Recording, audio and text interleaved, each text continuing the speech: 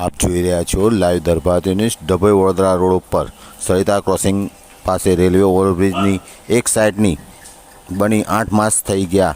સતત બીજી વાર બ્રિજની મધ્યમાં રેલવેના ભાગમાં ખાડા પડી ગયા છે અને સળિયા દેખાતા બ્રિજની ગુણવત્તાને લઈ સવાલ ઊભા થાય છે।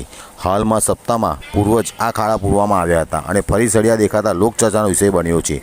બીજી બાજુ બ્રિજની ધીમી ગતિએ ચાલતી કામગીરી પણ લોકો ચર્ચાનો વિષય બની રહ્યો છે। ડભોઈ નજીક સરિતા ઓવરબ્રિજને લઈ ફરી એકવાર સવાલો ઊભા ઉઠ્યા છે। વડોદરાથી ડભોઈને જોડતો મુખ્ય બ્રિજ રેલવે ભાગમાં ઉપરની સાઈડની મોટા ખાડા પડ્યા છે અને જેને કારણે આરસીસી ઉઘડી જતાં બ્રિજ પરના સળિયા દેખાવા લાગ્યા છે।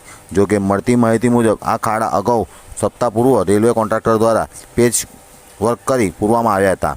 એક સપ્તાહમાં પૂર્ણ સળિયા દેખાતા હવે કોન્ટ્રાક્ટરની કામગીરીને લઈ સવાલ ઉઠવા પામ્યા છે। 8 માસ પૂર્વ જ આ બ્રિજ ખુલ્લો મૂકવામાં આવ્યો હતો। બ્રિજ ઉપર બંને સાઈડના વાહન વ્યવહારનું ભરણ પણ જોવા મળે છે, ત્યારે બ્રિજની બીજી સાઈડની ધીમી ગતિએ ચાલતી કામગીરીની ચર્ચાનો એરંડ પહોંચ્યો છે। આખરે આ બ્રિજ ક્યાં સુધી સંપૂર્ણ બની રહેશે તે સવાલ ઊભા થાય છે। સાથે રોજને બરોજ વાહન વ્યવહાર કરતા લોકો બ્રિજ ઉપર ખાડા પડેલા યુદ્ધના ધોરણે પૂરવા માંગ ઉઠી છે।